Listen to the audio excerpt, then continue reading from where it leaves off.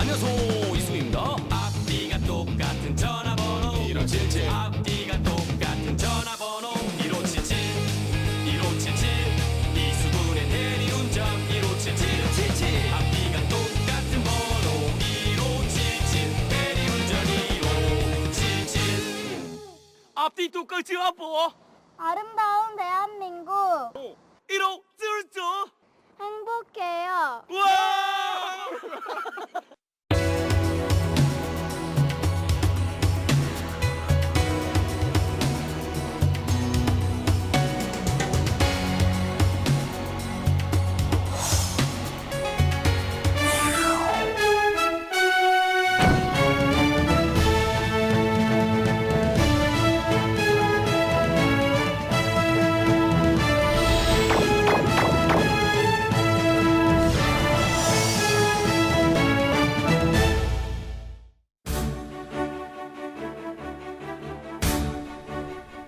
기적의 TV 상담받고 대학 가자 매주 금요일 공부의 비법 시간마다 인사드리고 있습니다. 안녕하세요. 김혜주입니다. 안녕하세요. 이번 주에는 금요일에도 인사드립니다. 조훈입니다. 네, 2013학년도 대학 수학능력시험 이제 27일 앞으로 다가왔습니다. 수능이 하루하루 다가올 때마다 조급해하실 텐데요. 공부할 분량은 네. 이만큼 산더미처럼 쌓여 있고 네. 시간은 점점 흘러가고 조급하실 겁니다. 하지만 27일이라는 시간이 그렇게 그렇죠. 뭐 짧지만은 않을 것 같아요. 그죠? 네. 자, 그렇습니다. 3년 동안 배운 것을 정리하기에 충분한 시간이라는 마음가짐을 가지고 열심히 한다면 충분히 그 보상을 받을 수 있을 것 같습니다. 자, 그래서 저희 기적의 TV 상담받고 대학가자에서는 수능 특집으로 지금 영역별 특집을 진행하고 있는데요. 자, 오늘이 그 마지막 시간입니다. 바로 포기해서는 안 될 영역이죠. 자, D-27 승무는 지금부터 과학탐구 영역을 주제로 우리 학생들이 가장 많은 학생들이 선택하는 화학 과목, 그리고 상위권 학생들이 필수로 선택하는 과목이죠. 물리 과목에 대한 마무리 학습 방법에 대해서 오늘 철저하게 분석해 보도록 하겠습니다. 네, 벌써부터 기대가 되는데요. 그 비법 풀어주실 최고의 전문가 두 분 모셨습니다. 먼저 지난주에 이어서 이번 주에 또 자리해 주셨어요. 그 최소한의 시간에 과학탐구 영역 점수를 쑥쑥 올려준다는 네. 과학탐구 영역의 엄친아 정재민 선생님 나오셨습니다. 안녕하세요. 안녕하세요. 네, 수험생들 공부한 만큼은 꼭 점수로 만들어주자를 모토로 삼고 열심히 물리를 가르치고 있는 정재민입니다. 네.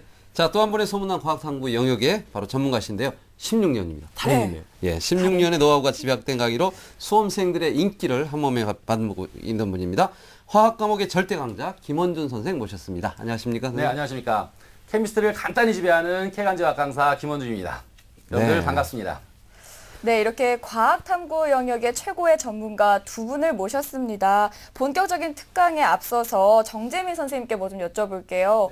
2013학년도 과학탐구 영역, 그 수능에서의 과학탐구 영역 출제 경향을 좀 예측해 볼 수 있을까요? 네, 일단 뭐 수능 전반적으로 쉬워진다고 예상을 하고 있고요. 네. 네, 과학은 일단 과목 수가 줄기도 했고, 네. 그리고 변별력을 아무래도 그 과탐 쪽에서 찾으려는 움직임이 보여서 네. 좀 약간 난이도가 좀 다른 과목보다는 네. 쉬워진다는 느낌보다는 뭐 비슷하게 유지되거나 네. 살짝 어려워질 수도 있거나 뭐 그런 느낌이 듭니다. 네. 그리고 출제 경향은 아무래도 기출문항에서 그렇게 유형이 많이 벗어나지는 않을 것 같습니다. 네. 뭐 매년 보지만 한 20문제를 이제 본다고 하면 전 문제가 전부 다 기출 유형에서 나온 경우도 있고 아니면 많아봤자 뭐 한 문제. 정말 많으면 두 문제. 네. 그렇게 생각을 하시면 되겠습니다. 네. 자, 해마다 이맘때쯤 되면 이제 28일 남았는데 우리 학생들이 이제 많이 나오는 용어가 포기하는 사람, 그래서 이제 수포자 이런 말도 나오는데 또 과학 영역을 또 포기하는 친구들이 좀 있단 그럼 말이에요. 과포자인가요? 그런데 지금 이 시점 굉장히 중요한 시점 같은데 특히 학교에 따라서 이 탐구 영역에 대한 비율을 반영하는 또 학교들이 있죠. 그렇죠. 지금 이 시간에 그러면 남은 27일 동안 바로 과학 탐구 영역에 등급 올리기가 좀 가능할까요, 선생님? 물론입니다. 네. 구형수에 비해서 짧은 시간에 점수를 올릴 수 있기 때문에 절대 포기하지 않으면 네. 여러분들 과학 점수는 반드시 올리실 수 있고요. 그 비법은 잠시 후에 제가 특강에서 말씀드리도록 하겠습니다. 네, 자 벌써부터 기대가 되는데 수능 D-27일입니다. 네. 자 지금부터 승부는 지금부터인데요. 과학 탐구 영역을 어떻게 정복할 수 있을지 그 학습 비법 저희와 함께 해주시기 바랍니다. 네, 기저귀 TV 상담받고 대학 가자는 케이블 TV 그리고 지상파 DMB 그리고 CJ 헬로비전을 통해서 시청하실 수가 있습니다. 여러분 이제 귀 쫑긋 세우시고요. 집중해서 이 시간 함께 해주시기 바랍니다. 자, 그럼 먼저 정재민 선생님의 D-27 승부는 지금부터 과학탐구 영역 물리 마무리 공부법 특강 시작하도록 하겠습니다. 뉴스, 생활 정보가 가득한 TBS TV. TBS TV는 케이블 TV와 IPTV, 지상파 DMB TV, TBS 교통정보 앱 외에도 서울 지하철 객실내 TV나 PDP TV, 또 인터넷을 통해서도 만날 수 있습니다. 기분 좋은 방송 TBS TV를 지금 바로 경험하세요.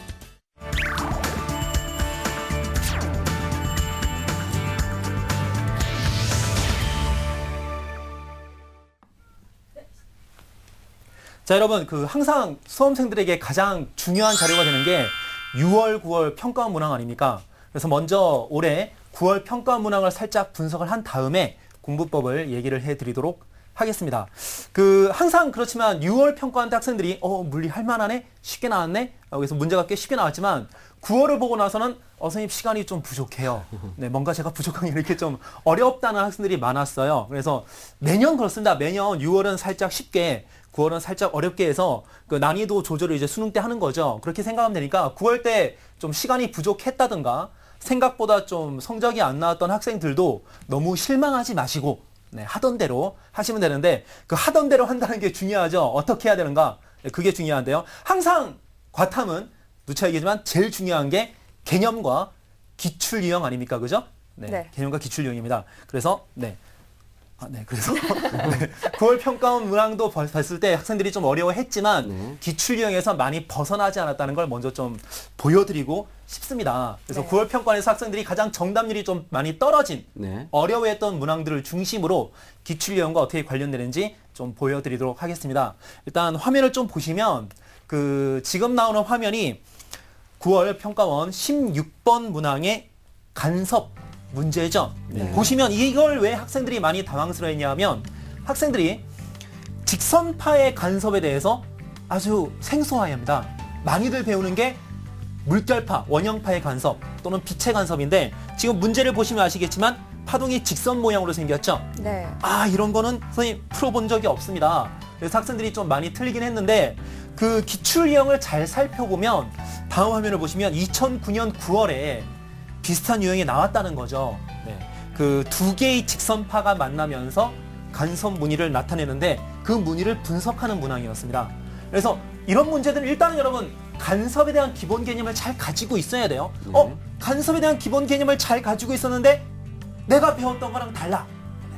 그건 여러분, 그 기본 개념이 조금만 더 이렇게 좀 문제 풀이를 통해서 좀 이렇게 머릿속에 잘 정리가 돼 있었으면 충분히 응용해서 풀 수 있었을 거고 요 기출 문항을 봤었더라면 그렇게 많이 어려워하지 않고 풀 수 있었을 거라고 저는 분명히 확신을 합니다. 그러니까 남은 기간 또 기출 유형이 좀 이제 기출 유형을 좀 덜 접한 학생들은 마무리로 확실하게 기출 유형을 다 잡으시길 바라고요. 그 다음 문제는요. 19번 문항입니다. 보통 19번과 20번에서 가장 문제가 어렵게 나오죠. 올해 물리원에서는 가장 핫 이슈가 되는 에너지 보존 법칙에 대한 문제고요. 문제를 보시면 가운데 이제 A, B가 같이 붙어 있었는데 둘이 용수철을 사이에 두고 탁탁 떨어진단 말이죠. 근데 이게 에너지 보존 법칙만 가지고는 좀 풀기가 힘들어요. 왜냐하면 용수철에 의해서 둘이 떨어지는 건 운동량 보존 법칙을 적용을 해야 된단 말이죠. 그래서 결론, 복합적인 개념 적용입니다. 한 단원에서만 문제가 나오는 게 아니고 항상 이 단원, 저 단원 합쳐서 문제가 나온단 말이죠. 그럼 학생들은 물리원의 단원이 넷, 다섯, 이렇게 한 13단원 정도 되는데 12, 13단원 정도 되는데 그 많은 단원들에서 이렇게 조합을 하다 보면 문항 유형이 너무 많지 않습니까? 라고 할 수 있는데 그렇지 않습니다. 그것도 여러분 기출 유형을 보면 항상 합쳐지는 과목만 단원만 합쳐지게 돼요. 방금 얘기했지만 운동량 보존 법칙과 에너지 보존 법칙이 합쳐졌죠? 그 다음 자료를 한번 보십시오. 예전에도 2008년술 위에 2008년 수능 문제인데 운동량 보존 법칙, 그죠? 가운데 용수철 껴있죠? 네. 운동량 네. 보존 법칙이 적용되는 겁니다. 그리고 좌우로 A가 어디까지 올라가니, B는 어떻게 나가니, 그건 이제 또 에너지 보존 법칙이 적용된단 말이죠. 그 다음 문제도 보시면 또 가운데 용수철 껴있죠? 네. 제가 그림만 똑같은 그림을 찾아서 좀 보여드려야지 요 짧은 시간에 확확 와닿기 때문에 네. 그런 그림만 찾아서 그렇지 내용까지 찾다 보면 정말 많은 예를, 비슷한 예를 찾아볼 수 있습니다. 그래서 하고 싶은 말은 네. 그 여러 단원이 합쳐서 나올 수 있지만 항상 나오는 단원만 합쳐서 나오기 때문에 네. 네, 그런 기출 유형, 이 단원은 나오기 쉽구나 합쳐서 네, 그런 걸 잘 분석하신다면 훨씬 효율적으로 여러분 대비를 할 수 있을 것 같습니다. 그리고 9월 평가 그 20번 문항은 네. 그 자료를 준비하지 못했지만 그 전기회로 문제였어요. 여러분 전기회로 문제는요 꼭 한번 수능을 보면 20문제에 네. 3문제 많으면 4문제까지 꼭 나온다고 생각을 하시면 되겠습니다. 너무너무 중요하고요. 네. 네, 저번 시간에 제가 좀 짧게 말씀드렸지만 그 직렬 팁 저항의 비가 전압의 비야 네. 그런 거 잘 활용하셔서 네. 문제를 푸시면 네, 충분히 여러분 대비를 잘 할 수 있을 것 같습니다. 그래서 기출 유형 네. 그다음에 남은 시간에 또 EBS도 또 완전히 무시하면 안 되죠? 네. EBS 유형까지 잘 잡으셔서 네. 대비를 하시면 좋은 성과 있을 것 같습니다. 네. 자, 가장 어려운 이제 19번과 20번 네. 문제에 대한 이야기인데 역시 물리도 개념 탐구하고 기출 문제에 대한 분석 상당히 중요한 것 같은데 남은 시간 동안 정말 유형을 분석해서 풀어보는 과정을 꼼꼼히 한다면 우리 학생들이 실수하지 않고 충분히 좋은 성적을 올릴 수 있을 것 같습니다. 네, 맞습니다. 정재민 선생님 계속해서 특강 들어보도록 할게요. 네, 그 남은 기간 어떻게 하면 어떻게 준비하면 되는가 학생들 그 점수대별로 그리고 준비하는 방법에 대해서 좀 얘기를 해드리도록 네. 하겠습니다. 가장 중요시하는 게 모든 과탐 선생님들이 그래요. 네, 개념 정리입니다. 네. 자, 지금 얼마 남지 않은 지금 여러분 이 한 권에 물리원의 모든 것이 다 있다라는 책 한 권이 꼭 있어야 돼요. 너무 많지도 않고 너무 적지도 않고 네. 딱 피트된 꼭 여기서 나올 만한 것들만 다 모아진 한 권이 꼭 있어야 됩니다. 그건 여러분 시중에 그런 게 팔진 않아요. 네. 여러분이 1년간 공부하면서 학교 선생님들 수업을 들으면서 잘 정리해 놓은 개념서가 한 권 필요하단 말이죠. 그래서 저는 그걸 이름 붙이기로 뭐 물리의 바이블이라고 얘기를 하는데 네. 네, 개념서의 단권화를 먼저 얘기를 하고 싶습니다. 꼭 공부를 잘 못하는 학생들이 책을 이제 여러 권 두고 공부를 하는 경우가 종종 있는데 별로 좋지 않아요. 한 권에 모든 게 다 있다. 물리나 또는 화학이나 뭐 생물이나 그런 과탐 과목은 한 권에 다 이렇게 잡아놓을 수 있단 말이죠. 그런 걸 만드셨는가? 네, 내가 있는가? 그래서 시험 문제를 풀다가 잘 모르는 게 나왔을 때 찾아볼 책이 있는가? 네, 그걸 한번 생각을 해보십시오. 제가 이거를 6월 평가원 전에 완전히 완성시켜라라고 분명히 강조를 많이 하는데 네, 지금 다 만드셨나 모르겠네요. 이런 게 있나 없나 잘 보시고 하나를 만드셨으면 이걸 이제 반복을 좀 하셔야죠. 만들었으니까 됐어. 그게 아니죠. 네, 반복 학습을 당연히 하셔야 됩니다. 그때 제가 말씀드린 거 백지학습법을 말씀을 드렸죠. 네, 빈쪽이 높고. 백지학습법이란 네. 예, 백지학습법이란 네, 그때 EBS 공부의 왕도 얘기를 예를 들면서 저번 주에 잠깐 얘기를 해드렸는데 네. 개념을 선생님한테 제가 개념 설명을 해요. 네. 그럼 학생들이 들어요. 이해했어. 네. 그럼 문제가 차샥 풀리는가? 네, 절대 아닙니다. 자기가 제대로 이해했는가 확인해야 되죠. 네. 그럼 가장 좋은 방법이 누군가에게 가르쳐봐라. 네. 그래서 저번 주에 그렇게 맞아요. 얘기했습니다. 네, 네. 네. 그래서 과외를 여러분이 나중에 대학 가서 하시면 네. 과외를 수학 과외를 하면서 네, 가르치면서 너무 얻는 게 많기 때문에 네. 내가 고등학교 때 이렇게 공부했으면 하버드까지 가지 않았을까라는 그런 후회도 많이 되고요. 네. 네, 그런 걸 많이 느낀단 말이죠. 그걸 이제 좀 빠르게 여러분 좀 빨리 성적을 올려야 되니까 도입해서 빈 종이를 놓고 내가 선생님이 나한테 가르쳤던 것처럼 나도 할 수 있는가. 네. 이게 뭐 유도 과정이 될 수도 있고요. 네. 어떤 개념을 끄집어내는 과정이 될 수도 있습니다. 공식의 유도 과정이 될 수도 있고. 그걸 할 줄 알면 나는 이제 완벽히 됐어가 되는 거죠. 네. 그게 된 다음에 이제 두 번째로 해야 될 게 문제풀이인데 네. 네, 자꾸 같은 얘기해서 좀 지겹겠습니다만은 개념과 기출 너무 중요하고요. 그 문제를 푸셨다면 이것도 그래요. 너무 문제집이 많은 것도 또 좋지가 않습니다. 네. 네, 일단 기출 문제를 완벽하게 마스터하시고 그리고 EBS 정도만 있어도 충분히 여러분 올해 수능 대비할 수 있습니다. 네, 그래서 틀린 문제가 중요하단 말이죠. 문제집을 한 권 다 봐서 이거 이제 제끼고 다른 문제집 보고 또 제끼고 그렇게 하는 게 아니고 문제집을 한 번 다 보면 맞은 문제도 있겠죠? 틀린 문제도 있겠죠? 맞은 문제, 틀린 문제, 틀린 문제 이렇게 있을 텐데 네네. 다 맞을 수는 없죠. 중요한 건 맞은 문제가 아니고 틀린 문제예요. 네. 그래서 이것도 자꾸 이렇게 공부 잘하는 학생 못하는 학생 자꾸 얘기를 해서 좀 그렇지만 좀 답답한 경우가 어떤 학생은 이거 맞았어 기분 좋아. 틀린 문제 나도 그냥 아무 표시 안 해요. 네. 맞았어 좋아. 틀린 문제 나도. 이게 너무 답답하단 말이죠. 네, 저는 고등학교 때 이렇게 하진 않았습니다. 저는 맞은 문제를 놔뒀어요. 맞은 문제는 안 중요하거든요. 맞은 문제는 머릿속에서 지워버려도 돼요. 네. 틀린 문제가 그죠? 네, 스스로를 좀 이렇게 화나게 하는 문제란 말이죠. 그래서 두 번째 이 책을 볼 때 또 틀리잖아? 물론 맞는 것도 있겠죠. 또 틀리면 너무 중요한 문제가 되는 거죠. 네. 물론 세 번째 볼 때 또 틀릴 수가 있습니다.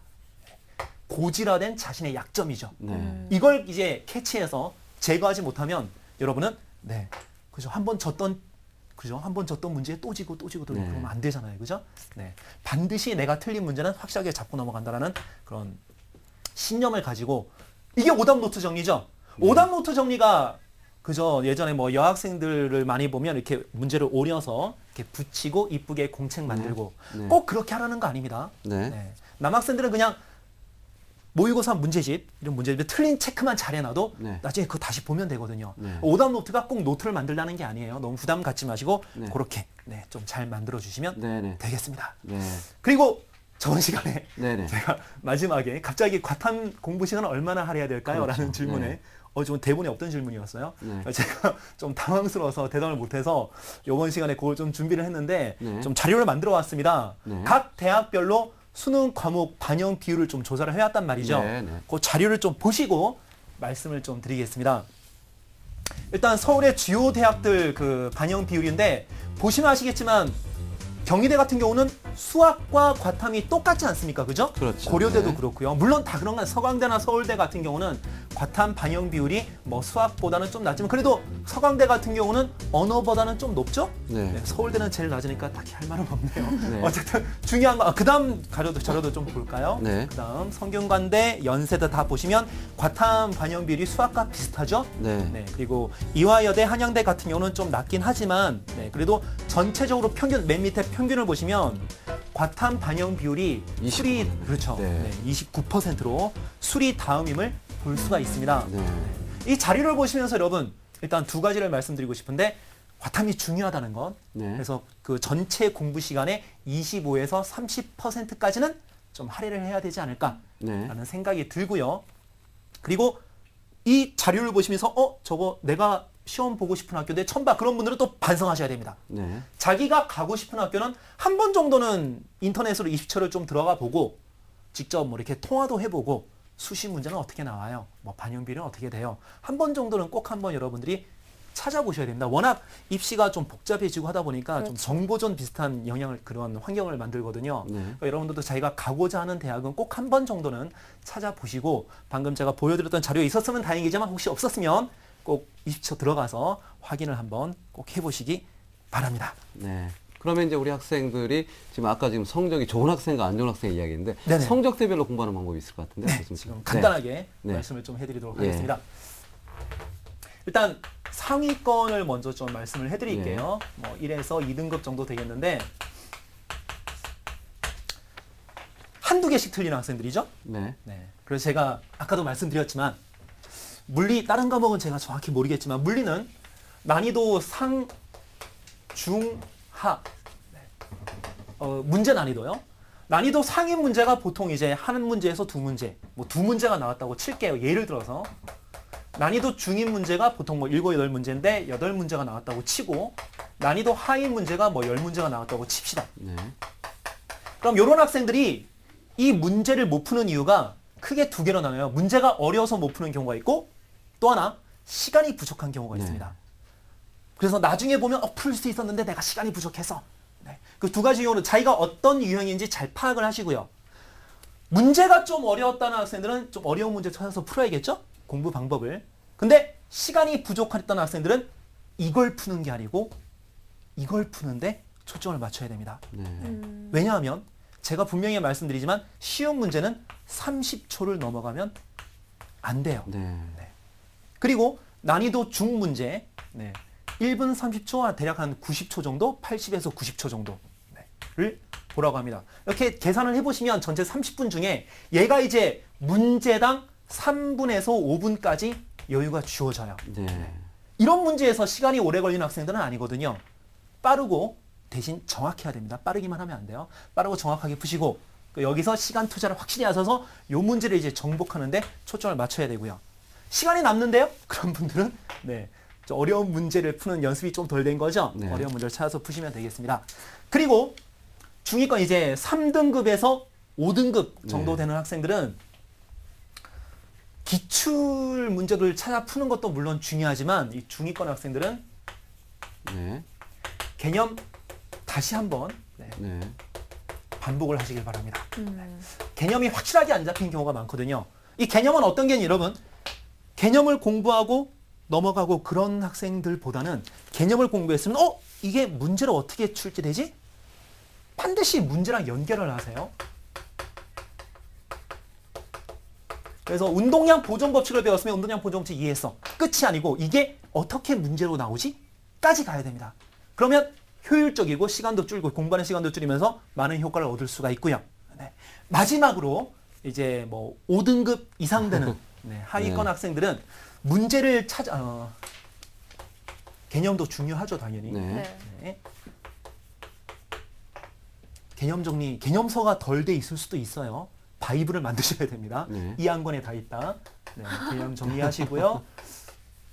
그리고 문제를 푸시는데 여러분 개념만 잘 돼 있어도 이 10문제는 충분히 커버된단 말이죠. 그리고 문제를 푸시는데 꼭 그래. 저도 그랬어요. 딱 이제 2시간 정도 공부하고 자야지 앉았는데 딱 문제를 푸는데 어렵잖아? TV를 보거나 다른 걸 하게 된단 말이죠. 가장 이과생들이 가장 큰 적은 어려운 문제입니다. 의욕을 깎아버리거든요. 그걸 여러분이 컨트롤할 줄 알아야 됩니다. 그래서 일단 하위권 학생들한테는 어려운 문제보다는 자기한테 맞는 쉬운 문제를 좀 많이 푸시는 게 중요해요. 그게 쉬운 문제만 풀면 여기서 머물지 않습니까? 그게 아닙니다, 여러분. 쉬운 문제를 많이 풀고 익숙해지다 보면 올라가게 돼 있어요. 마치 초등학교 때 산수 문제, 뭐 곱하기 뭐 이렇게 일일 학습 모르는 거 계속 반복했잖아. 그게 되다 보니까 어려운 문제도 보이게 되죠. 물리 똑같습니다. 그래서 하위권 학생들은 자기에게 맞는 문제를 찾아서 풀어라 라는 말을 꼭 좀 스트레스를 좀 컨트롤해라 라는 말을 꼭 강조하고 싶습니다. 네. 자, 이렇게 물리 과목을 선택하는 우리 학생들 정말 든든할 것 같은데 일단 성적대별로 이렇게 준비하는 게 좀 다르지만 역시 중요한 것은 개념 탐구와 기출 문제인 것 같습니다. 네, 맞습니다. 잠시 후에는 김원준 선생님의 D-27 승부는 지금부터 과학탐구 영역, 화학, 마무리 공부법 특강 이어지겠습니다. 그 전에 정재민 선생님의 파이널 물리 공부 비법 다시 한번 되짚어보도록 하겠습니다.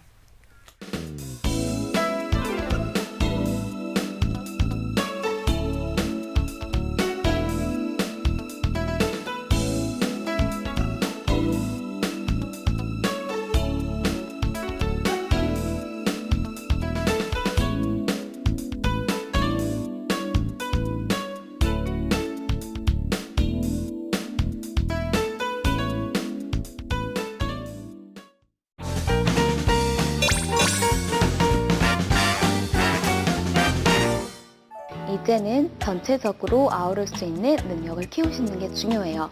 그래서 저는 개념 노트의 업그레이드판인 관계도를 그렸는데 관계도에서는 제목과 제목 사이에 화살표를 그려서 각 단원과의 관계를 나타내는 건데요. 이렇게 함으로써 저는 모든 단원을 아우러 볼 수 있는 응용력과 이해력을 키웠습니다. 여러분의 꿈을 응원하겠습니다.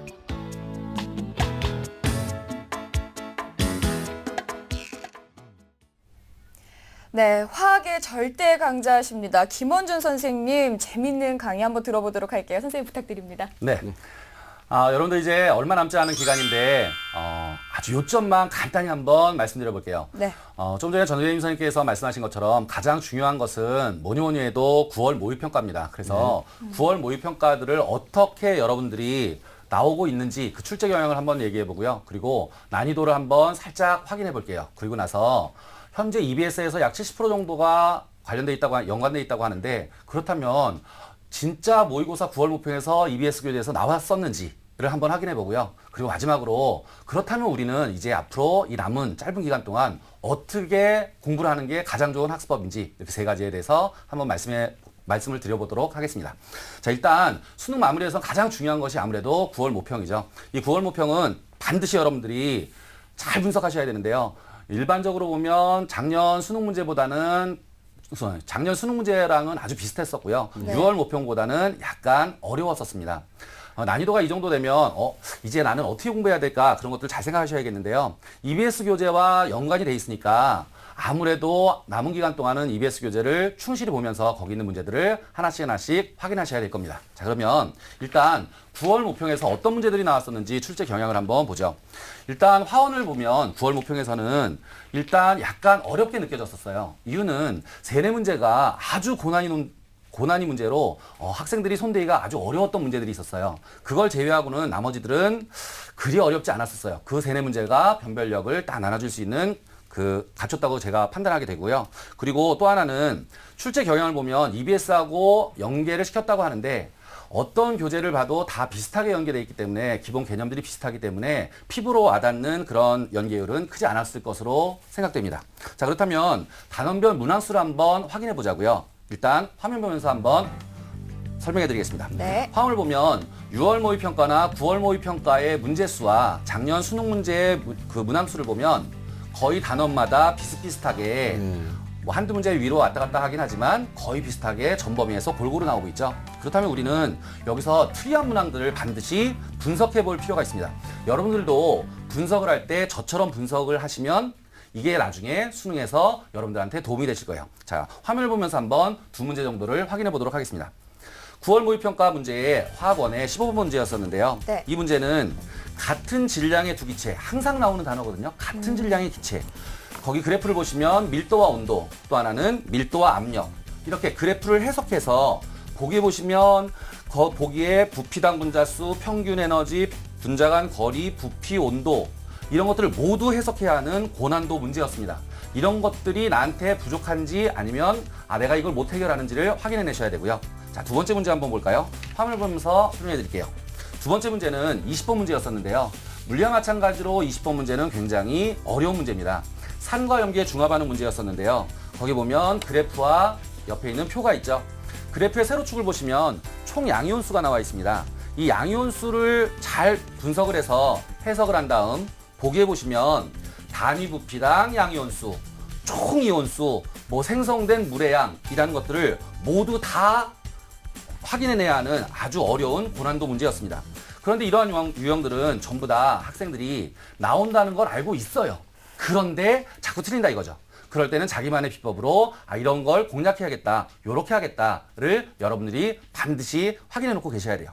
그렇다면 화투는 어땠을까요? 화투도 거의 비슷했어요. 출제 경향이 일부 고난도 문제를 빼고는 보통 화원이 느끼는 그 체감도보다는 약간 살짝 쉽게 느껴집니다. 개념만 꼼꼼히 공부한 학생들은 뭐 어떤 문제든지 이렇게 다 기본 그 지식으로 싹 풀 수 있는 화원보다는 어쩌면 화투가 더 쉽게 출제됐었거든요. 자, 그러면 화투도 단원별로 어떻게 나왔는지 화면을 보면서 한번 설명해 드리겠습니다. 9월 모의평가하고 6월 모의평가 그리고 작년 수능 문제를 보면 6월 모의평가는 전범위가 아니었었기 때문에 뒷부분 문제가 없어서 용액 파트에서 굉장히 많은 문제수가 있었지만 9월 모의평가를 보면 거의 수능과 비슷한 문제수를 가지고 있죠. 그러니까 여러분들 화투 역시 이 특이문항들을 잘 분석하셔야 되는데요. 이 특이문항들을 분석하실 때는 화원과 마찬가지로 어떤 면을 공략해야 되는지를 잘 생각하셔야 됩니다. 자, 그러면 화투 역시 어떤 것들을 공략해야 수능을 대비할 수 있는지 두 문제 정도 확인해 보도록 하겠습니다. 화면을 보시면요. 화투 10번 문제였었는데요. 네. 그 10번 문제에 보시면 중성 원자의 전자 배치를 이용해서 해석을 해가지고 원자의 상태나 아니면 특성들을 파악하는 고난도 문제였었는데요. 여기도 마찬가지로 보기를 보시면 문제는 굉장히 쉽지만 보기에 들뜬 상태, 원자가 전자수, 이중결합, 제1이온화 에너지, 옥텟 규칙, 즉 화투에서 나오는 모든 단어들의 뜻을 다 알아야만 해석을 할 수 있겠죠. 그래서 고난도 문제였으니까 이럴 때 내가 단어를 모른다면 이런 단어들은 알아놔야겠구나. 이렇게 분석하시면 되고요. 또 하나 두 번째 문제 볼까요? 이 화면을 보시면요. 화학 2번에 20번 문제가 나와 있는데요. 이건 평형 문제였었는데요. 가에서 나로, 나에서 다로 움직이면서 다의 평형상수와 나의 평형상수 관계를 이용해서 나에서 A의 몰수의 상대적 크기를 알아낼 수 있는 고난도 문제였습니다. 이러한 고난도 문제를 반드시 잘 공략해야만 고득점이 가능한데요. 여러분들 9월 축제 문제 9월 달에 나왔던 그 출제 경향과 난이도를 잘 분석하셔서 네. 여러분들 앞으로 내가 어떻게 공부해야 되는지 그 방향을 잘 잡으시기 바랍니다. 네, 역시 범위에 따라 보니까 역시 9월 모의 평가가 상당히 12월이 진짜 수능한 거 연관성이 있다는 것을 좀 분석을 해주셨는데요. 자, 특이 문항에 대해서 반드시 좀 주목해서 준비할 필요가 있다, 좀 이렇게 이야기해 주셨습니다. 자, 그러면 고득점을 위해서 이제 그 9월 모의 평가와 EBS 교재 연계율에 대해서도 좀 말씀을 해주신다고 그러거든요. 어떻습니까? 네. 이 자기만의 독특한 걸 딱 잡는 건 좋은데 분명히 언제나 하는 게 매년 수능 출제위원들이 올해는 EBS 교재율을 그 연계율을 높이겠다. 네. 올해는 이만큼 높아졌다라고 말씀들 하시거든요. 그러니까 네. 반드시 마무리하실 때는 EBS 교재를 파악하고 그리고 마무리 공부에 EBS 교재를 얼마나 활용하나가 여러분들한테 굉장히 중요한 일일 겁니다. 우리 9월 모평에서 EBS 교재에 어떻게 연계되어 있었는지 한번 화면을 보면서 설명을 해드리겠습니다. 일단 화학 원 같은 경우는요. 9월 모평에서 6번 문제에 공개 오염 문제가 있었고요. 15번 문제에 기체 성질 문제가 있었는데 EBS 교재 수능 완성의 61쪽이나 83쪽에 있는 문제의 그림들을 아니면 도표들을 살짝 변형했었는데 그 안에 있는 내용들은 아주 똑같았었어요. 그러니까 거기에 연계가 많이 돼 있다는 걸 알 수 있죠. 화투도 마찬가지였었는데요. 화투도 연계 교재를 보시면 9월 모평에서 10번 문제의 중성원자의 전자배치나 13번의 용액의 증기압이 EBS 교재의 수능 특강의 99쪽과 65쪽에 있는 문제와 핵심 내용은 아주 똑같고요. 그리고 자료만 살짝 변형을 했었습니다. 그러니까 여러분들은 반드시 EBS 교재에 있는 자료, 그림, 도표 이런 것들을 꼼꼼히 확인하실 필요가 있습니다. 네, 9월 모의평가의 출제 경향, 그리고 난이도, 또 그리고 EBS 교재와의 연계율까지 살펴봤습니다. 근데 보니까요, 9월 모의평가가 이 과학 탐구에만 네. 중요한 게 아니라 네. 전 영역에서 좀 마무리 공부할 때 살펴봐야 하지 않나 그럼요. 이런 생각이 들더라고요. 네, 그렇죠. 자, 우리 선생님이 이제 짚어주신 부분을 토대로 9월 모의 평가에서 특히 실수했던 부분이나 부족했던 부분들 완벽하게 좀 준비를 해야 되는데 네. 이 과학 탐구 영역 같은 경우는 우리 아까 선생님께서 말씀하셨지만 정말 기출 문제 중심으로 분석을 해서 실수한 문제를 꼭 보고 나서 다시 풀어보는 것 중요할 것 같습니다. 특히 화학에 대해서 좀 이야기를 하고 있는데 우리 김원희 네. 선생님 그 또다시 또 한 가지 좀 이야기 줄 부분이 좀 있으시죠? 네, 아주 가장 중요한 건데요. 이 마지막 핵심입니다.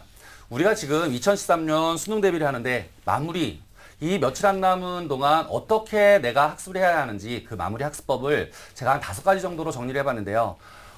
하위권 학생부터 상위권 학생까지 5단계 중에 내가 어디에 껴있는지를 잘 체크하셔서 밑에 거는 내가 안 해도 되니까 여기서부터는 이렇게 해야겠구나 하는 것들을 잘 확인해 보시기 바랍니다. 자, 그러면 첫 번째로 내용을 정리하는 거 물론 중요하겠죠. 내용을 정리할 때는 반드시 EBS 자료를 적극 활용하셔야 됩니다. 이유는 연계율이 70%가 된다고 했으니까 EBS 교재를 많이 봤던 학생들은 분명히 거기 있는 그림이나 도표를 봤을 때 처음 보는 학생들보다는 확실히 익숙하겠죠. 그러면 문제를 풀 때 쉽게 접근할 수 있겠죠. 또 하나는 두 번째는 기출문항을 분석하셔야 되는데요. 이 분석할 때는 반드시 꼼꼼하게 분석을 하셔야 됩니다. 그리고 EBS 교재에 활용해가지고 거기에 어떤 자료들이 있는지 반드시 확인하셔야 됩니다. 조금 전에 얘기했던 것처럼 자료를 많이 알고 있으면 분명히 문제를 푸는데 시간 단축하는데 굉장히 도움이 많이 될 겁니다. 그리고 세 번째는 개념을 싹 정리하는 건 좋은데 반드시 실전 문제 풀이할 때는 여러분들이 가진 문제집이나 이런 걸 활용하는 것도 좋지만 반드시 EBS 교재에 있는 문항들을 꼼꼼히 풀어보는 것이 중요합니다. 이유는 그 안에 새로운 유형의 문제들이 나와 있는 경우가 있어요. 이런 그림들은 반드시 여러분들이 확인해 놓으셔야 됩니다. 새로운 유형이구나, 신유형. 처음 보는 그림인데 이런 것들이요. 이해가시죠? 그리고 마지막으로는 EBS 교재를 충실히 보되 꼭 하셔야 되는 게 있죠. 기출문제 반드시 확인하시고요. 여러분들이 소홀히 하는 교과서 반드시 꾸준히 병행해서 내용을 확인하셔야 합니다. 이해가셨죠? 네. 자, 두 번째로는요, 이제 내용이 이렇게 정리되면 문제를 도대체 어떻게 풀 것이냐. 문제학습법에 대해서 한번 보자고요. 네. 일단 기출문제를 분석하다 보면 최근에 수능 경향이 어떻게 돌아가는지 여러분들이 다 한눈에 알아보실 수 있어요. 그러니까 기출문제 분석을 반드시 하셔야 되는데요. 이 기출문제 분석을 할 때는 꼭 하셔야 되는 게 하나 있어요. 최근 3년 동안의 수능 문제나 모의평가 문제들을 반드시 풀어보시고요. 네. 그리고 단원별 어느 단원에서 어떤 문제가 몇 문제 정도 나왔는지, 난이도는 나한테 어땠는지, 또는 자료를 어떤 식으로 제시하고 있는지 이런 것들을 꼼꼼히 살펴보세요. 그래프가 나왔던 문제는 반드시 그래프가 또 나오고요. 표가 나왔던 문제들은 또 표가 나오게 돼 있거든요. 그런 자료들을 반드시 자기 걸로 만드셔야 되는데 가장 중요한 게 이겁니다. 이 자료를 분석할 때는 반드시 자기만의 방식으로 접근을 하셔야 됩니다. 이게 가장 중요한 포인트입니다. 네. 이유는 이렇게 문제집이나 아니면 책들을 보면 앞에 분석해 놓은 게 있어요. 그건 남의 분석이지 나의 분석이 아니잖아요. 아, 나는 이쪽은 강한데 이쪽이 약한데 남들이 이렇게 해놨다고 그걸 쫓아가지 마시고 반드시 자기한테 맞는 거, 나한테 맞게 그 문제들을 반드시 나만의 방식으로 접근하셔야 됩니다. 그리고 세 번째로는 마지막으로는요. 네. 문제를 풀 때 너무 쉬운 것들만 푸시지 마시고요. 고난도 문제도 응용에 대비해서 깊이 있게 공부하시기 바랍니다. 이해하셨죠? 네. 자, 그렇다면 이제 문제를 풀 때 이렇게 풀 건데 그렇다면 자기만의 접근은 도대체 어떻게 하는 거냐? 네. 나만에 맞게 접근을 해야겠는데 이럴 때 어떻게 할 거냐는 거예요. 자, 이럴 때는 내가 어떤 게 부족한지를 빨리 파악하셔야 돼요. 일단 첫 번째로 과탐 같은 경우는 자료 해석을 하거나 아니면 분석하는 문제들이 많아요. 실험 문제들이 많으니까. 네. 그러니까 반드시 고득점을 따기 위해서는 첫 번째로 자료를 누구보다 빠르게, 정말 빠르게, 그리고 정확하게 분석할 수 있는 능력이 있어야겠죠. 그러려면 여러분들은 반드시 여러분들이 가지고 있는 교재들이나 문제들의 도표, 그래프, 그림 같은 거 잘 확인하시고요. 그리고 두 번째로 새로운 유형에 대한 자료들에 대한 그 문제들을 반드시 대비하실 필요가 있는데요. 이 새로운 유형들이 나오게 되면 확 막히는 경우가 있어요. 그럴 때는 여러분들 이렇게 하시면 돼요. 세 번째로 다양한 유형들이 나오고 그 중에 신유형이 있을 테니까 여러분들은 다양한 자료들을 다 모으세요. 같은 유형 문제 유형들만 싹 모아서 내가 지금 보는 것 중에 그래프를 못하는지 도표를 못하는 건지 아예 뜻을 해석을 못하는 건지 이렇게 자기 나름대로의 분석을 하셔야 됩니다. 그러면 들어가서 내가 이런 게 약했구나 하는 자기만의 단점을 찾아낼 수 있겠죠. 이해가셨습니까? 네. 자, 그러면요 이제 마무리 단계인데요. 이렇게 해서 내용을 다 정리하고 문제도 풀었어요. 문제도 풀었는데 이제 여러분들이 간과하시는 게 하나 있어요. 과탐에서 자꾸 실수하거나 그러는 경우 개념이 부족해서 그렇거든요. 이 개념을 잘 잡으셔야 되는데요. 이 개념을 잡을 때는 가장 좋은 게 바로 여러분들이 가지고 계신 교과서입니다. 네. 이 교과서에 있는 개념을 한 번 더 꼼꼼히 잘 체크하셔서 교과서를 꼼꼼히 읽어보세요. 교과서는 책꽂이에만 꽂아놓고 전혀 안 보는 학생들이 있거든요. 모든 공부의 중심은 교과서에서 나오니까 반드시 교과서에 있는 내용들을 반드시 꼼꼼히 확인하셔야 됩니다. 이유는 요즘 문제들은 단답형 문제로 나오는 것보다 이렇게 통합형 문제가 나와요. 그래서 한 문제 안에 보기들이 쭉 있을 때 그 단원에 있는 걸로만 보기를 만드는 게 아니고 넓은 범위 안에서 보기들을 쫙 만들기 때문에 전체 내용을 다 알고 있어야 문제를 푸실 수 있습니다. 그러니까 교과서를 반드시 꼼꼼히 살피시고 그리고 이 두 번째로 교과서를 읽을 때 하루 이틀 만에 쭉 다 읽지 마시고요. 제발 반드시 남은 기간 동안 학습할 때는 기간을 좀 나누셔서 매일매일 이렇게 조금씩 자전거를 타다 보면 두 손 놓고 타다가 한동안 안 타다 다시 타면 다시 두 손을 한 번에 놓을 수가 없어요. 한참 타다가 다시 놓다 이렇게 하죠. 그러니까 한 번 하고 며칠 동안 안 하면 그 감이 떨어지니까 반드시 기간을 정해 놓으시고 적절히 안배해서 교과서를 읽으시기 바랍니다. 이제 마지막으로 다섯 번째인데요. 이 다섯 번째는 고득점 학생들이 꼭 해야 하는 것 중에 하나입니다. 그게 뭐냐면 마지막으로 만점에 도전하려면 반드시 고득점짜리 문제를 맞춰야겠죠. 아까 우리 선생님이 말씀하신 것처럼 고득점 문제는 정말 어렵습니다. 이 고득점 문제를 해결하려면 여러분들이 반드시 화학에서 생각해 놓으셔야 될 게 있습니다. 첫 번째 그게 뭐냐면요. 계산 문제인데요.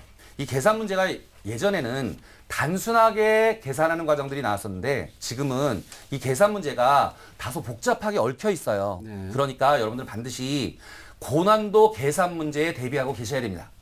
그렇다면 이 고난도 대비 문제를 어떻게 해야 되냐? 지금까지 꾸준히 연습을 해왔어야 하는 게 당연한데 만약 지금 단기간 내에 확 하고 싶다. 그렇다면 여러분들은 내가 자꾸 틀리는 거, 그 문제들을 잘 찾아내세요. 잘 찾아내셔서 그 유형과 비슷한 문제들을 싹 뽑으셔서 그 문제를 앉은 자리에서 똑같은 문제를 5번, 6번 푸셔서 그 유형을 내 걸로 딱 만드세요. 그러면 유형이 싹 익혀지겠죠. 그리고 나서 수능장에 들어가시면 시험지를 딱 받는 순간 내가 풀었던 그 왼쪽 밑에 있던 그 문제 유형과 아주 비슷하구나. 그러니까 숫자만 바꿔가면서 딱 계산하시면 되겠죠. 그러니까 여러 번 반복하시면 여러분들은 분명히 고난도의 그 계산 문제들도 확인해내실 수 있습니다. 이해가셨죠? 제가 지금까지 5가지를 얘기했는데 여러분들 이해 가셨나요? 제가 마지막으로 한번 이 5가지를 싹 정리해드려 볼게요. 네. 일단 첫 번째로는 내용을 정리한다. 내용을 정리하면서 개념 정리를 완벽하게 한다. 틀린 뜻을 갖지 않고 개념을 완벽하게 정리한다. 이 정리가 다 끝나고 나면 두 번째로 문제집을 풀고 EBS 문제집을 풀고 기출문제를 풀어야겠는데 풀면서 반드시 자기만의 방식으로 나한테 약점들을 찾아내라. 네. 그리고 세 번째는 이제 다양하고 비슷한 문제들을 싹 모아서 자료를 싹 수집한다. 그때 반드시 EBS에 나와 있는 문제들 중에 새로운 유형의 문제들은 눈여겨서 보시면 됩니다. 네. 그리고 네 번째로 이제 교과서를 반드시 한번 읽어보자. 하나하나 꼼꼼히 살펴서 읽다 보면 내가 빠뜨린 내용들 분명히 있을 거예요. 개념 마지막으로 정리하시고요. 그리고 만점에 도전할 때는 반드시 5번째 고득점 문제, 계산이 복잡한 문제들 반드시 확인하셔서 내가 이렇게 하면 고득점에 갈 수 있겠구나 하는 것들을 여러분들이 확인하시면 됩니다. 이해 가셨죠? 네. 자, 할 수 있는 자신감을 가지시고요. 나는 할 수 있다. 지금 여러분들 이렇게 의기소침하신 분들, 과탐 어떡하지 이러신 분들 자신감 가지시고요. 네. 나 할 수 있다. 지금 잘 생각해 보세요. 할 수 있다라고 해도 될까 말까거든요. 근데 여기서 나 어려워 이렇게 되면 더 어렵게 느껴져요. 그러니까 자신감을 가지시고요. 반드시 출제 빈도가 높은 것부터 차곡차곡 정리하시면서 난이도가 높아서 이제 고난도 문제까지 차곡차곡 개념 정리하시면 반드시 여러분 수능에서 여러분들이 원하는 점수 맞으실 수 있습니다. 네, 선생님 한 가지만 더 여쭤볼게요. 아까 그 문제들을 보면서 자기만의 방식으로 정리를 해라 하셨잖아요. 여기서 말씀하시는 게 아마도 오답 노트가 아닐까 싶어요. 그렇죠. 오답 노트인데요. 네. 예를 들면 요점 노트 같은 걸 만들 때 네. 남이 써놓은 요점 노트를 보면 그건 그 사람의 요점이지 내 요점이 아니거든요. 그렇죠. 그러니까 그걸 다 읽으려면 시간이 없으니까 나만이 시험장에 들고 들어갈 수 있게 나의 약점을 탁탁탁탁 잡아내는 거죠. 네. 그러면 시간도 줄이고 그것을 반복해서 보니까 시험장에 들어가서 틀리지 않을 수도 있고요. 네. 제가 또 하나 궁금한 것은 이제 우리 학생들이 이제 시간이 사실 27일밖에 안 남았거든요. 네. 그러다 보니까 교과서도 개념 탐구를 좀 해야 되고 또 그다음에 EBS 교재하고 연계돼도 염두에 두고 EBS 교재도 공부해야 되는데 만약에 우리 학생이 이제 성적이 아주 이제 그 상위권이 아닐 때 하나를 선택한다면 어떤 게 좀 맞을까요? 네. 그럴 때는요. 예. 보통 그런 학생들이 많이 하는 게 실수거든요. 그렇죠. 그럴 때는 개념이 부족한 거예요. 네. 개념이 부족한 상태에서 문제를 풀다 보면 실수하고 자꾸 틀릴 수 있으니까 네. 하위권에 있는 학생들, 중하위권에 있는 학생들은 내용 정리를 하지 않은 상태에서 문제를 많이 풀어서 점수를 올리려고 하지 마시고요. 네. 문제 많이 안 푸셔도 되니까 네. 내가 개념을 정확히 알고 있는지 뜻을 정확히 알고 있는지를 하나하나 체크하시는 게 점수 올리는 비법일 겁니다. 그러니까 문제 네. 많이 푸시지 말고 네. 내용을 정리하세요. 네, 알겠습니다. 네, 알겠습니다. 지금까지 과학탐구 영역, 그중에서 특히 수험생들이 많이 선택한다는 화학 과목에 대해서 알아봤습니다. 여러분 선생님이 알려주신 방법들, 비법들 믿으시고요. 그대로 좀 실천으로 옮기셔서 네. 잘 하셨으면 좋겠네요. 네, 만점 꼭 만들어야 됩니다. 네. 자, 그러면 이제 김원준 선생님께서 짚어주신 과학탐구 영역에 대한 파이널 학습 비법 다시 한번 되짚어 보겠습니다.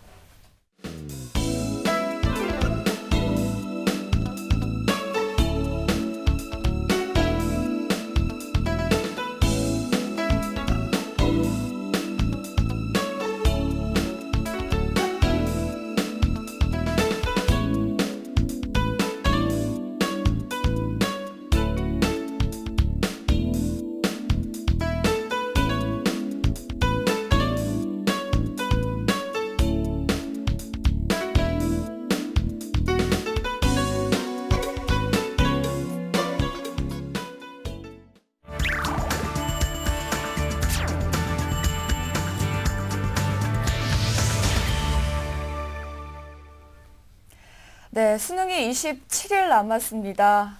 짧다면 짧지만 또 길다면 그럼요. 긴 네. 시간이 될 수 있을 것 같아요. 이 과학탐구 영역은요, 범위가 넓어서 어렵죠. 자칫 자칫 잘못하면은 포기를 하는 학생들이 그렇습니다. 발생할 수가 있거든요. 하나 여쭐게요. 김원준 선생님께.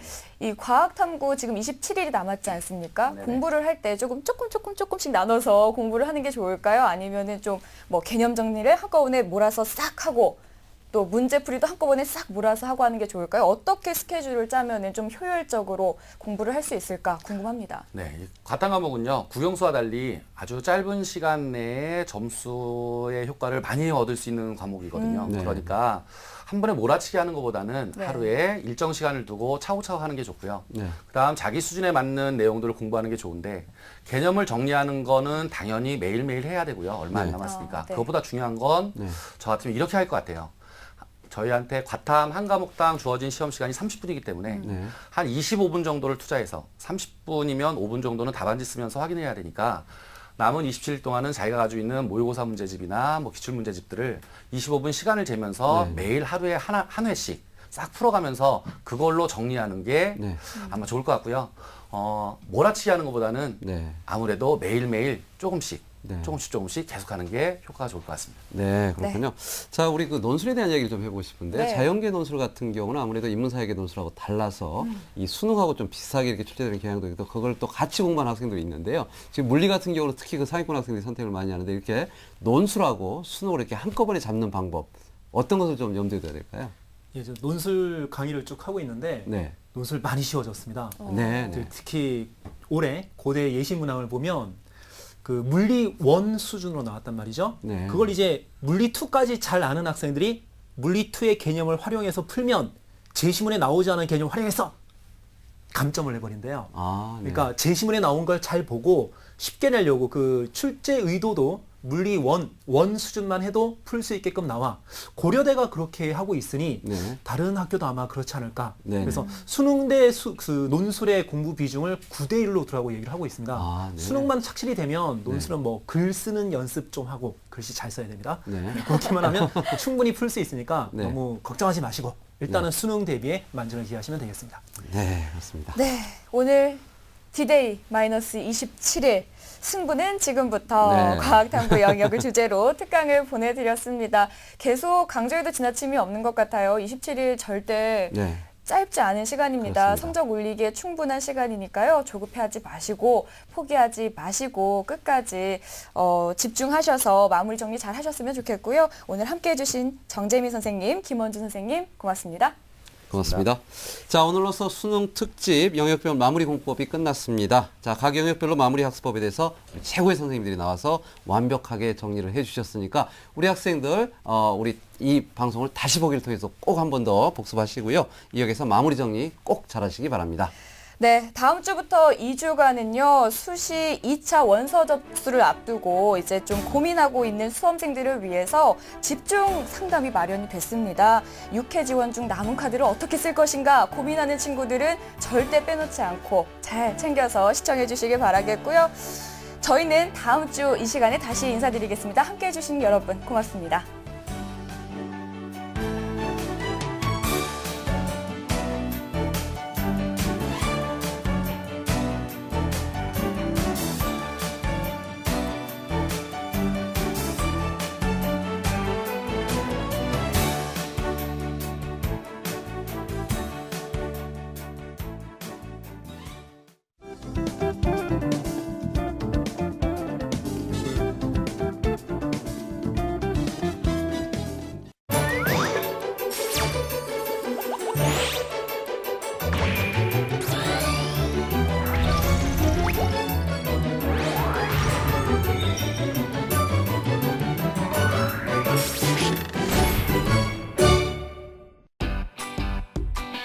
Next.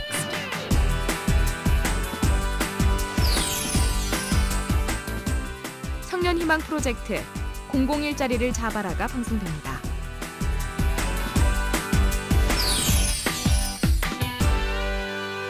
TBS TBS TV를 더 스마트하게 즐길 수 있는 방법. 스마트폰과 태블릿 PC에서 TBS 교통정보 애플리케이션을 사용해보세요. TBS TV. 유익한 생활 정보와 수도권 이슈가 가득한 TBS TV를 언제 어디에서든지 실시간으로 보고 즐길 수 있습니다. TBS FM과 TBS EFM도 이제 라디오뿐만 아닌 교통정보 앱에서도 들을 수 있습니다. 뉴스와 생활을 클릭하면 현재 위치에서의 생활정보와 분류별 생활정보는 물론이고 최신 뉴스도 확인할 수 있습니다. 꽉 막힌 도로 위에서 답답할 땐 교통정보를 이용해보세요. 서울과 수도권의 실시간 교통정보를 한눈에 확인하실 수 있습니다. 잉글리시닷컴에서는 TBS 영어 FM의 대본과 방송을 무료로 볼 수 있습니다. 생활정보 채널 TBS에 여러분의 목소리를 전달하고 싶으시다고요? 참여하기 버튼을 누르면 전화와 문자, 트위터를 통해서 TBS 제작진과 실시간 참여 및 소통할 수 있다는 점도 꼭 기억해 두세요. TBS 교통정보 앱은 아이폰 앱스토어와 안드로이드 마켓, T스토어에서 누구나 무료로 다운받을 수 있습니다. 스마트한 생활의 시작, TBS 교통정보 앱을 지금 바로 만나보세요. 대한민국에서 여성 장애인으로 살아가는 건 어떤 일일까요? 직장을 구하는 것도 어렵고 결혼을 하고 출산하는 게 특별한 일이 되기도 합니다. 극단 춤추는 허리는 이런 여성 장애인의 삶과 고민을 10년째 무대에 올리고 있는데요. 장애 여성 본인의 문제를 스스로 드러내서 관객들과 소통하는 자리를 만들고 있습니다. 저희가 얘기하고 싶은 무대 위에서 전달하는 주제의식에 많이 공감해 주시고 또 의견도 얘기해 주시고 이런 관객층들이 많이 늘어나고 있는 것 같아요. 그건 이제 관객분들이 이제 장애를 가진 좀 다른 몸을 가진 다른 생각을 가진 사람들의 공연을 볼 준비가 이제 되어 있지 않나. 관객들이 자신의 얘기에 귀 기울이며 함께 공감할 때 이들은 가장 행복하다고 이야기합니다. 재밌어요. 경기 같이 얘기하는 자인가 없으면 저는 관객을 보면 되게 기분이 좋아져요. 장애와 비장애를 넘어 서로 소통하는 일, 더불어 사는 사회를 위해 우리 모두가 해야 할 일입니다. TBS 무지개 캠페인 7가지 색깔이 모여 무지개를 만듭니다. 매일 아침 출근길을 책임지는 아침 햇살이 더욱 강화된 수도권 정보로 찾아왔습니다.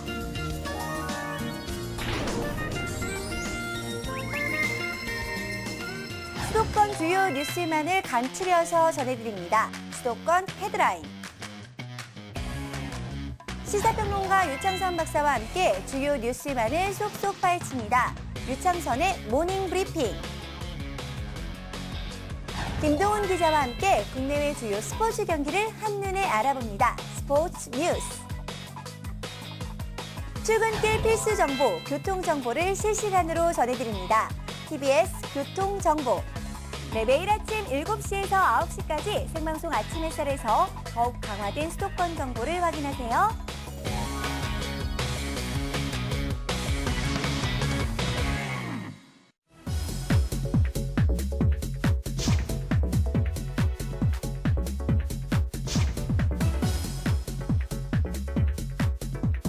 결심한 사람 목조류가 하는 큰 고의로 흉내문에 강으로 돌아오는 태기 자전거 도로가 너무 가까워.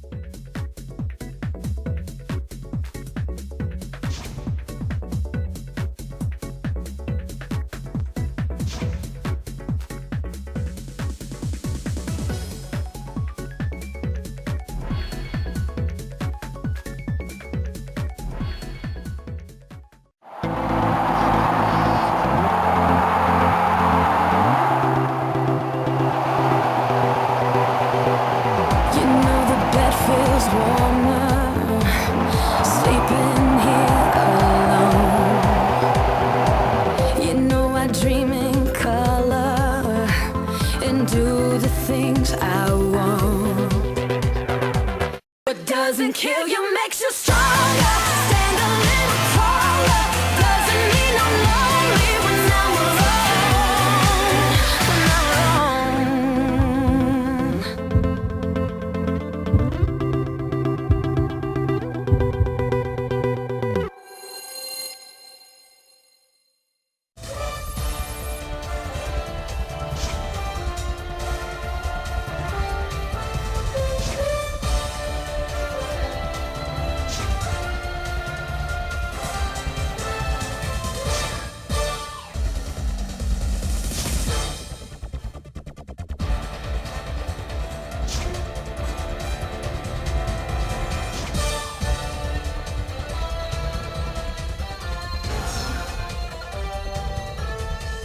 세상의 모든 시각, 예민수의 시시각각이 담겠습니다.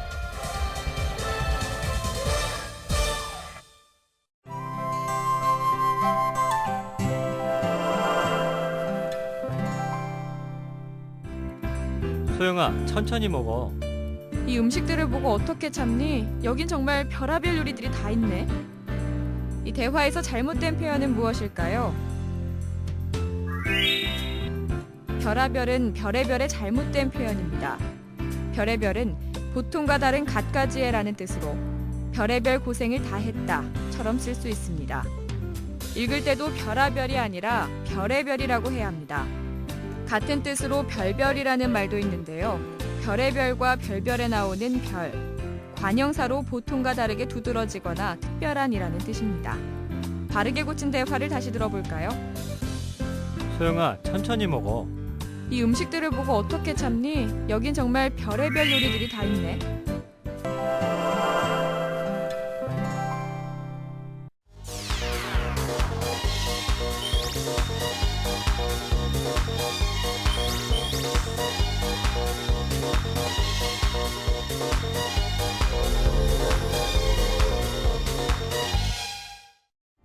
서울시 용산구에 위치한 서울역. 1900년 약 33제곱미터 규모의 남대문역으로 개장했다가 해방 이후인 1947년부터 지금의 서울역으로 불리게 됐습니다. 돔 형태의 독특한 외관으로 1925년 문을 연 구 서울역사는 현재 사적 제284호로 지정됐는데요. 지난 2004년 새로운 민자 역사가 신축되면서부터는 문화역 서울 284라는 이름의 복합 문화공간으로 새롭게 활용되고 있습니다. 서울역은 경부선과 경의선의 출발점이자 종착점인데요. 서울역을 출발해 도라산역에 이르는 경의선의 길이는 총 56km, 서울역에서 부산역을 잇는 경부선은 총 441.7km에 달합니다.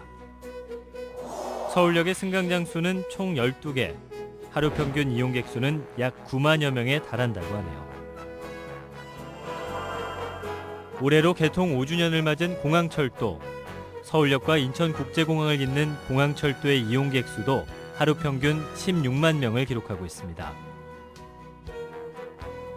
대한민국 철도교통의 중심지로 자리매김하고 있는 서울역, 지금까지 숫자로 보는 서울이었습니다.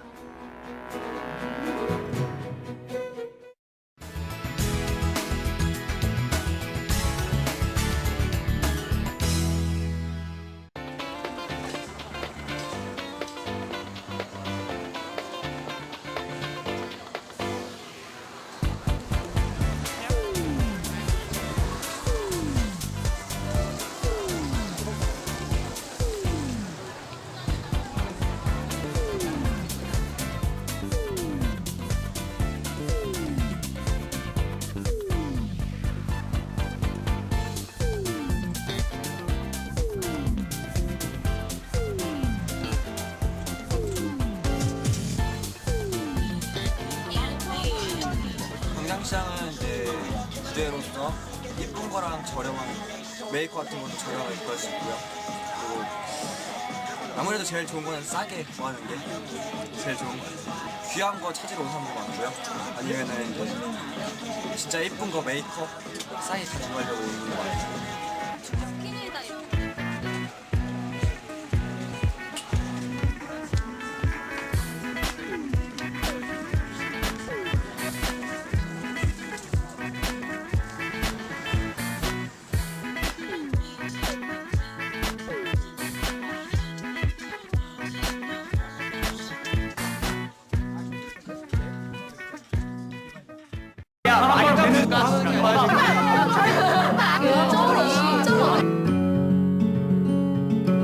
그러니까 그게 뭐냐면 다리가 진짜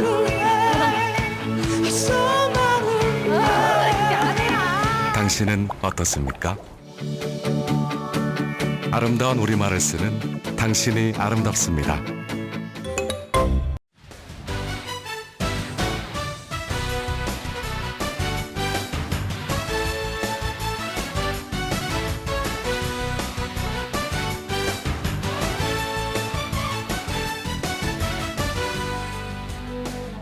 TBS